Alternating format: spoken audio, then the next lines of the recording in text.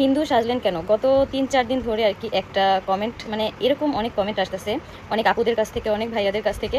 তো আমি বলবো যে এখানে হিন্দু সাজার কোনো কিছু হয়নি, জাস্ট হচ্ছে এটা একটা মেকআপ লুক।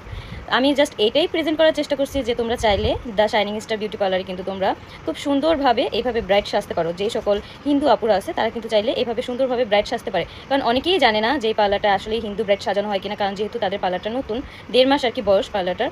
তো এই জন্য হচ্ছে আমাকে তারপর অনেক অনেক মডেল দিয়ে হচ্ছে তারা বিভিন্ন লুক ক্রিয়েট করে থাকে। তো সেখানেই হচ্ছে আমি জাস্ট একটা লুক নিছি। আমি কিন্তু সেখানে কোনো ধরনের কোনো সিঁদুর পরি নাই, যার কারণে হচ্ছে মানে অনেকেই বুঝতেছে না এই ব্যাপারটা। তো এটাই আজকে জাস্ট আর কি ক্লিয়ার করে দিলাম। এটা জাস্ট একটা মেক ওভারের একটা জিনিস ছিল, যে আমি আর কি সবাইকে বোঝাইতে চাইছি যে এইভাবে কিন্তু তোমরা চাইলে মেক ওভার নিতে পারো, ঠিক আছে। আর এই পার্লারও হচ্ছে এইভাবে মেক ওভার দিয়ে থাকে, এই জন্যই। কিন্তু অনেকেই ভাবতেছে সেটা উল্টাপাল্টা। সেটা উল্টাপাল্টা ভাবার কোনো কিছুই নেই, কারণ এটা হচ্ছে একটা মেক ওভার ছিল। এখন অনেকেই ভুল ধারণা ছিল, যার কারণে আজকে আমি ভিডিওটা করে সবাইকে আর কি বলে দিলাম। সবাই ভালো থাকবেন। ভিউয়ার্স, এবার আখি লাইভে এসে হিন্দু ব্রাইডাল শার্ট নিয়ে মুখ খুললেন এবং সব কিছু ক্লিয়ার করলেন। আখিকে নিয়ে যারা বাজে বাজে মন্তব্য করেছিলেন তাদেরকে উচিত জবাব দিলেন আখি আক্তার।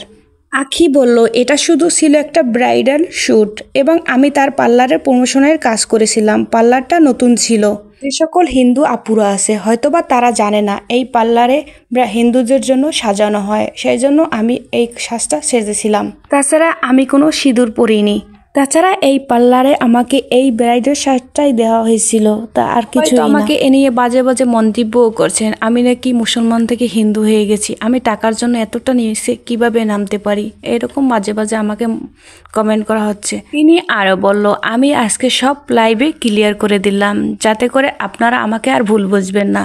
তাছাড়া টাকার জন্য আমি এতটা নিচে নামে যাইনি যাতে করে লোকেরা আমাকে বাজে বাজে মন্তব্য করবে। তাছাড়া আমি যে হিন্দুদের মতন হয়ে গেছি তেমনটা কিন্তু না। এই পার্লারটা নতুন ছিল, তাদের এই সাজটার দরকার ছিল। অনেকেই জানে না এই পার্লারে হিন্দু আপুদের জন্য সাজানো হয়। এটাও বলল, আপনারা হয়তোবা এই ভিডিওটা দেখে আমাকে বাজে বাজে মন্তব্য করেছেন এই সাজটা দেখে। আপনারা হয়তোবা এই ভিডিওটা দেখার পর আমাকে আর বাজে বাজে মন্তব্য করবেন না। আমি সবটা আপনাদের মাঝে ক্লিয়ার করে দিছি।